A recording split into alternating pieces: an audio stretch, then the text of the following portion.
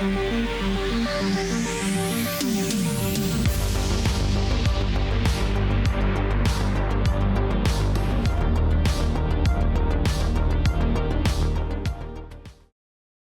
folks, to the Building Protected MCP Servers session. I'm Den Delimarsky. I'm a product engineer at Microsoft and member of the MCP steering committee. And I'm Julia. I work in Azure API Management at Microsoft. And the both of us are part of an MCP squad at Microsoft, so I guess that's why we are here. Yeah. So we're going to, again, talking about protected MCP servers and why is this even important? Why is this even a topic? Well, the thing is, when we talk about MCP servers and MCP servers that folks connect to their whatever clients, whether it's Cloud Desktop, VS Code, VS, not every server should be open because there's a bunch of different APIs that might require authorization. They're protected. So naturally, your MCP server needs to be able to do the same. It is super important for remote MCP servers because anybody can access them, and especially if the servers are open to the broad internet and not behind a VPN. But it's not really relevant for local servers, and mainly because locally you can do a bunch of stuff already because it's just a binary. And we'll get to that in a second. Now, if you're building MCP servers and remote MCP servers specifically, one of the things that you're connecting to are likely third-party APIs, whether it's your own or somebody else's. And that API requires user context. That API needs to know who's invoking it because different customers have different permissions. You might have different admin policies. So while your API does control through the help of an identity provider as to who actually has access, this needs to be somehow exposed to the MCP layer. And of course, your API will act differently depending on the credentials that you give it. If I'm an admin, I get access to a certain set of tools. If I'm somebody that's just a contributor, I get access to a bunch of different tools. Now, all these things considered, one of the questions that get asked a lot is like, well, okay, this is all great for remote, but why not local? What's the story for authorization for local servers? And the answer is kind of simple. Local servers are binaries on the box. They're binaries that run within the context of whatever machine you have. That means that they can do auth in any way you can possibly have. Like, it doesn't need to be auth. You can have credentials that are secrets. You can have certificates. You can have passkeys that are bound to whatever credential you have on the box. Like, it's just like you don't have any constraints whatsoever. That means that any APIs you connect to can also be done, in any way with any of the off-the-shelf libraries.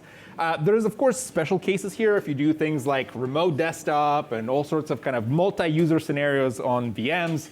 But that's kind of out of scope for MCP. That's something that we've left to implementers. Now, remote servers, let's get back to that. So one of the things that if you've browsed kind of the MCP specs, you might know that we have two different specifications. There's one that is stable, that is March 26th. And there's one that is draft that we worked very closely with a bunch of security experts to refine. So for the previous specification, the one that is currently marked as stable, MCP required people that are building MCP servers to essentially spin up their own authorization server. That means you are building your own token factory. So if you want to issue tokens to an MCP client to authorize users, you're the one that has to craft those tokens and manage them and refresh them and sign them. Very complicated. It required people to actually be OAuth experts. Like, if you want to build an MCP server that does OAuth, you need to understand how auth works end-to-end, including to the point of minting those tokens, which is very complicated.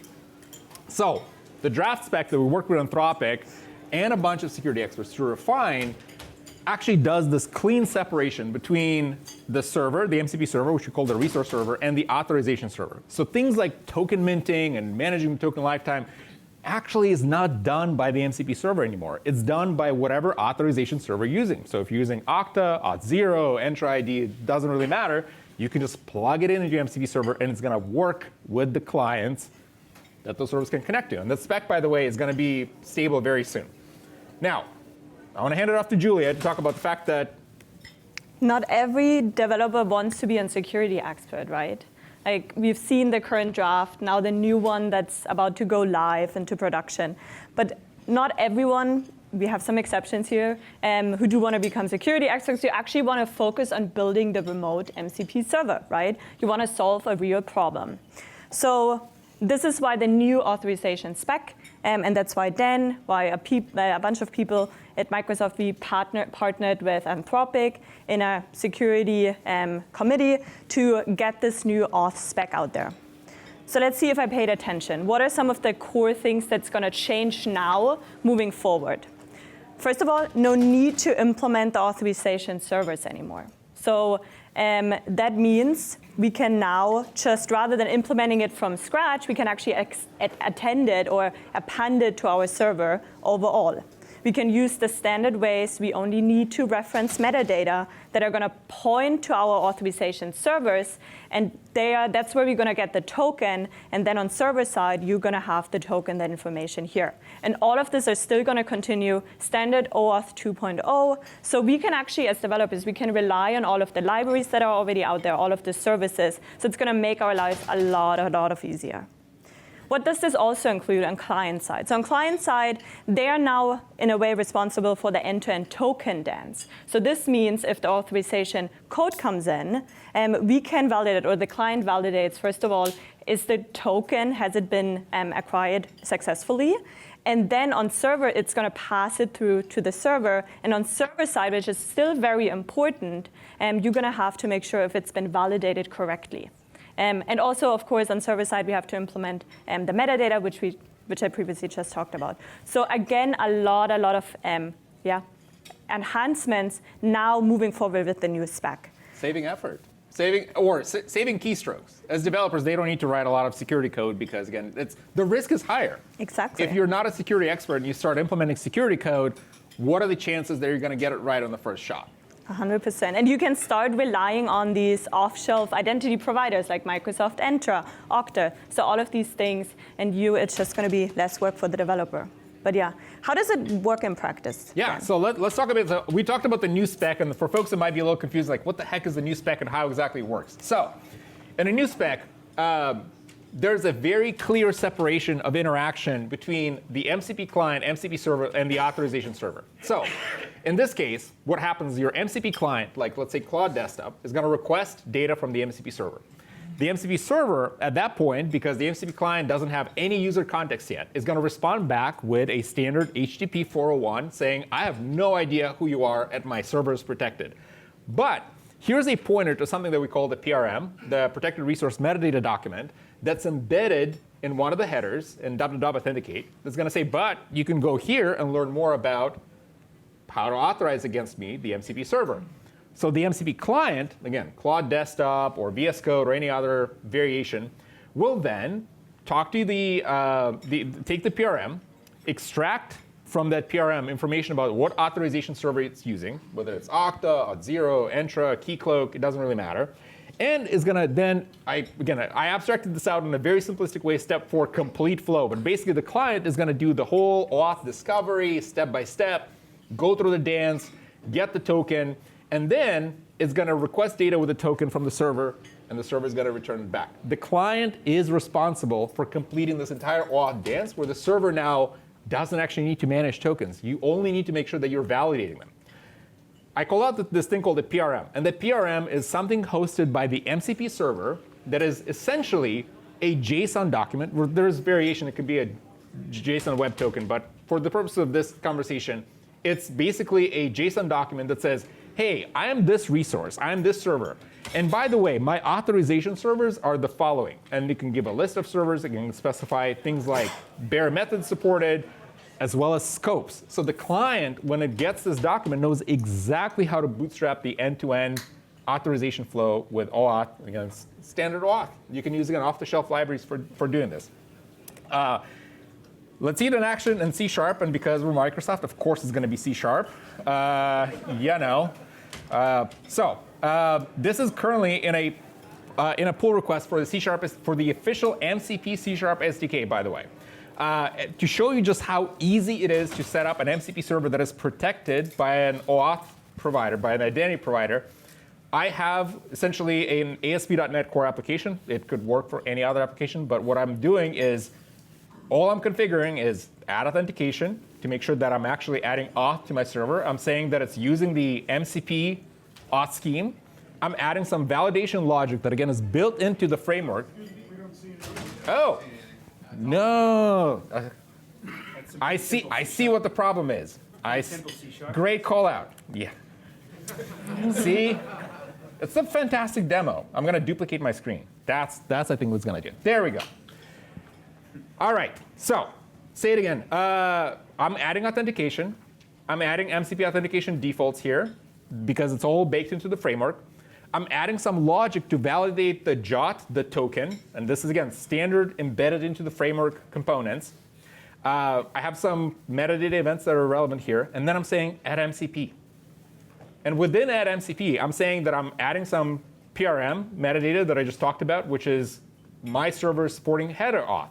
And because I'm using Entra ID, can be, again, Okta, auth0, I'll specify the metadata.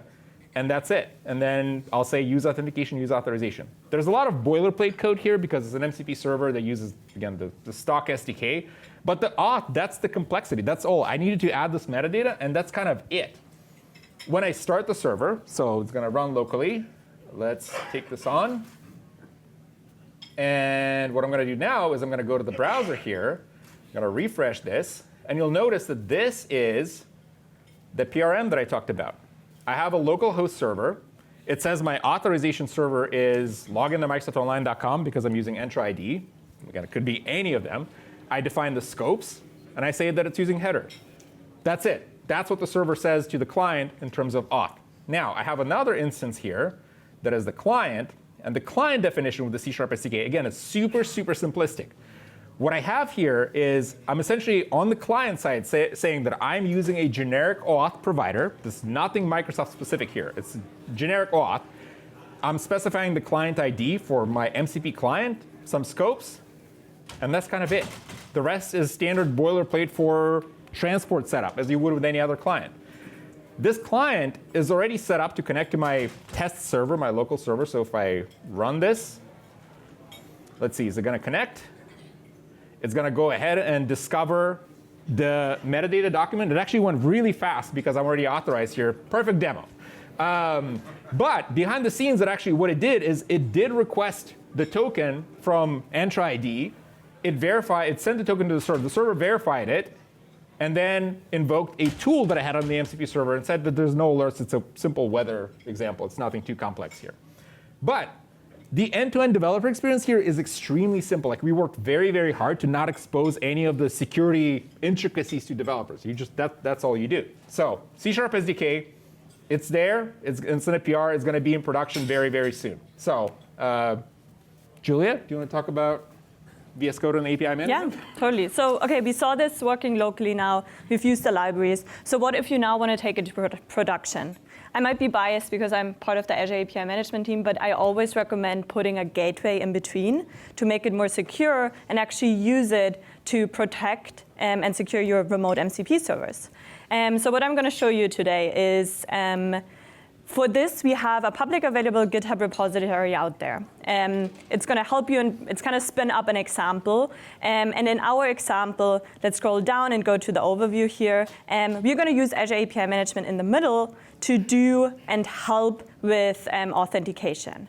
The beauty about this example is it only uses an ACD up. So we wanted to give developers, especially, we've heard a lot of complaints about sometimes it takes some time. So we wanted to go super fast. So with an ACD up, it will spin up all of the resources. So while I'm doing this and everything is going to be deploying here, let's talk a little bit about what is going to be set up under the hood and what's going to help make our remote MCP server more secure. So as I've mentioned, Azure API Management as your remote MCP proxy. We are hosting our remote MCP server on Azure, where we have 3 tools implemented. We want to make sure the connection here is secured. That's where we're going to use the gateway in between to help us do the dance. And for this, we have an OAuth API that's going to help deploy between our identity provider. In our case, it's Microsoft Entra ID. That's going to help essentially with the login and also the consent flow here to truly make sure that the connection here is secured to our backend, to our remote MCP server, right? All right, so let's see how the deployment of my resources are looking. I told you it truly only takes maybe 5 minutes max. It does spin a bunch of other things like an app service plan, log analytics to make sure that this is truly production ready, and it gives you a way to monitor and also analyze and log it. So I'm going to copy my endpoint here. Before I'm going to do something with it, let's just check on Azure API Management side if all of the things have been implemented correctly. Because what we should see now in my APIs tab is we should see the endpoint to my remote MCP server, which is the MCP API, and also the endpoint that's going to help us handle OAuth. And of course, while the spec evolves, we are also going to evolve the samples and all of it that comes with it. So let's test it. I'm going to start MCP Inspector here. Let's open MCP Inspector and provide the URL endpoint. So once I connect, now what I should see is, if I click the connect button here, this is going to pop up my consent page, right? So it's going to show the application name. It's going to make sure that I'm providing the right consent. I'm going to allow access to it. The first time I'm doing it, I also have to provide the right permissions. So I'm going to accept this here. And once I'm back, now you can see I'm actually connected. And now I'm going to list the tools. And as we talked about it, I currently just have 3 tools implemented here. All right. VS Code, how does it work actually now in VS Code, for example? VS Code has MCP support as well. I'm just going to provide the endpoint. I'm going to find a name for my MCP remote server here, which let's call it AI Engineer. And it's going to add it to my user settings. And immediately, it's going to start running it. And you can see now in VS Code, because they now also support OAuth, they're going to pop up the window. They're going to show a notification about, hey, let's authenticate towards it. I'm going to open it, and we're going to see the same consent page, right? This time with VS Code, different application name here, where we're going to provide our consent. We're going to allow it. And now back, I'm authorized. I'm allowed to use it in VS Code Insider. So once that's done, you saw now I have access to the 3 tools here in VS Code. So let's test this, what it's going to do in Copilot Studio, GitHub Copilot. So first I'm going to select and see, perfect. It was able to select my tools, and it's able to detect these. And now once I start interacting, I have my text prompt here and just kind of do the hello world, very simple example. GitHub Copilot is now going to run it. It's going to detect the tool. Because I've been authenticated, it's going to run it, hopefully successfully, perfect. And now we can also double check. So if I open the tool calling here, I can see that the output of hello, I'm an MCP tool has been successfully provided. Something new, and I know the world is spinning very, very fast. So as being part of Azure API Management, we want to make it easier as well. So we know the similarities between MCP servers and APIs. So one of the latest announcements that we have done is you can now also start transforming your REST APIs into remote MCP servers using our tools, using our platform here. And you can configure your already existing REST endpoints into tools that you want to expose to VS Code. And we're going to do this all with our platform because we want to make it easier for enterprise customers, but also developers to get started with this. So here in my use case, I just copied the endpoint that was provided by me by API Management. I'm going to hit start and running. Of course, always make sure to implement auth, and that's the beauty about our platform. You can use it for securing it, but also for hosting in this case. And now I'm able to also just immediately call it. Let's just check if GitHub Copilot was able to detect the MCP server here. Perfect, you can see it right under my Service AI Engineering one. I'm seeing the 3 tools. That is all based on my REST API in VS Code. And now I'm ready to go and interact with it in VS Code right here. With this being said, lots of things are changing in this space.